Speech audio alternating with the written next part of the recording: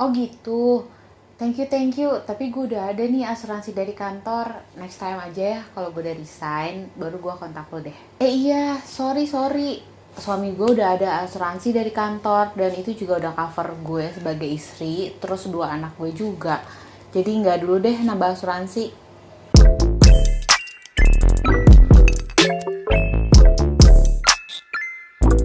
Yap, itu tadi adalah reaksi orang-orang kalau ditawarin asuransi kesehatan. Jawabannya, gue udah ada asuransi dari kantor. Atau suami gue udah punya tuh asuransi dari kantor. Nah, tapi kira-kira orang-orang ini tuh pada paham gak ya arti dari asuransi kantor itu dan fungsinya apa, kelebihan atau kekurangannya apa? Yuk kita bahas yuk.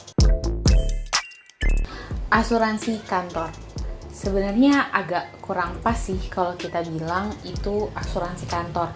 Karena yang kita maksud tuh bukan kantornya dapat asuransi kan, tapi kitanya sebagai pegawai dapat asuransi dari kantor. Nah, biasanya kantor itu kerjasama dengan third party, yaitu perusahaan asuransi. Biasanya kita sering kenal dengan Allianz, AIA, Prudential, dan lain-lain. Jadi, asuransi kantor itu adalah tunjangan kesehatan yang diberikan oleh kantor kepada pegawainya. Karena pegawai adalah aset yang berharga buat kantor. Cie, berharga. Tunggu dulu. Itu kalau kalian masih kerja di perusahaan itu ya. Jadi, asuransi itu nempel banget sama kantor. Kalau misalnya lu resign, ya asuransinya ikutan resign juga. Atau kalau misalnya lu kena PHK, ya asuransinya juga nggak ikut sama lu. Jadi asuransi itu nempel banget sama kantor. Oke, lanjut ya. Dis, gue nggak ada rencana buat pindah kantor juga sih. Gue nggak ada niatan buat cari kantor yang lain. Gue udah nyaman banget kerja di sini. Gue udah enak banget kerja di sini. Dan lagian gue udah dapat promosi lagi ke level manager.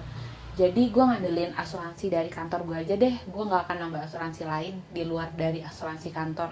Nah, ini nih yang seru buat kita bahas. Jadi asuransi kantor itu pasti limited banget, yaitu ada batas biaya yang asuransi itu bisa cover kalau kalian masuk rumah sakit atau kena sakit lah gitu ya. Nah, tapi masalahnya kita tuh kan gak pernah tahu kapan kita kena sakit, dan kalaupun kita kena sakit, kita nggak pernah tahu sakitnya tuh seperti apa. Sakit di level yang biasa aja, sakit di level yang sedang, atau sakit berat. Kita kan nggak pernah tahu. Nah, kita harus siapin dong di skenario terburuknya. Apalagi kalau kita udah punya keluarga, kita jadi kepala keluarga. Jadi kita harus siapin skenario terburuk dari kesehatan kita. Misalnya, kita sakit berat, dari asuransi kantor yang kita dapat itu pasti limited banget yang bisa di cover sama asuransi itu. Jadi sisanya ya nombok pastinya. Kalau kita nombok saat kita lagi ada uang sih nggak apa-apa ya.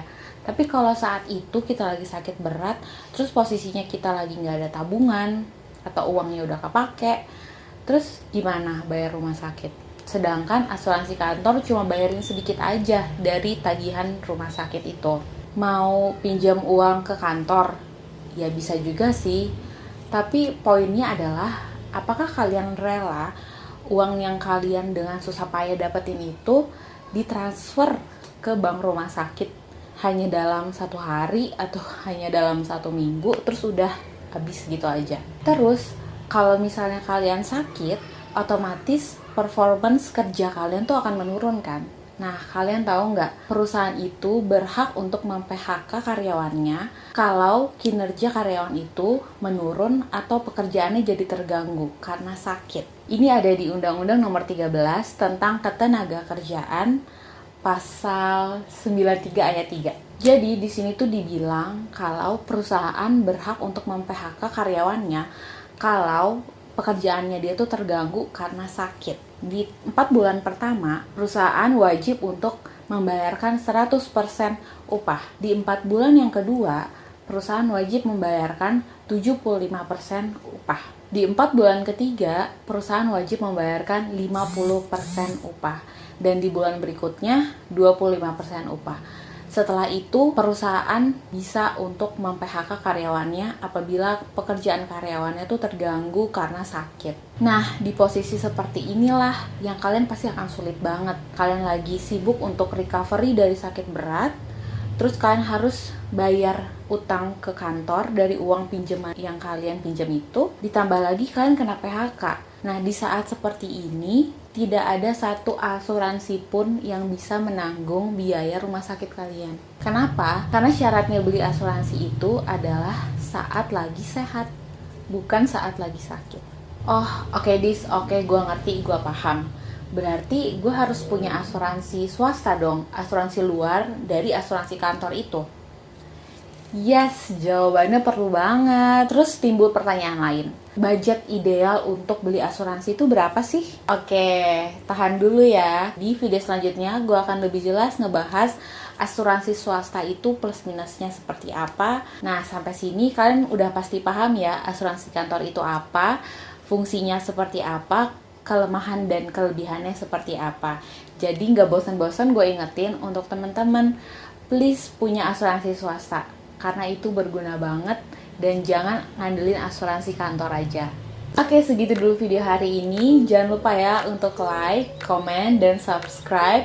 Oh iya, juga share video ini ke teman-teman kalian lewat sosial media kalian. Iya, jangan lupa mampir ke Instagram gue ya. Kita follow-followan di sana. Thank you. Bye.